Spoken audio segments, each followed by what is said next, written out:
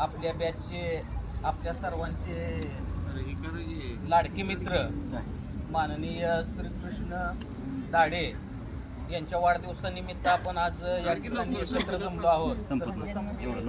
बॅचच्या वतीनं त्यांना वाढदिवसाच्या हार्दिक शुभेच्छा देतो.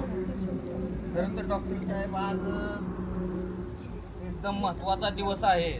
खरं तर आज या तिथीला देवाचाही जन्म झाला होता आणि आपल्या बॅचमधील देव माणसाचाही जन्म झालेला आहे.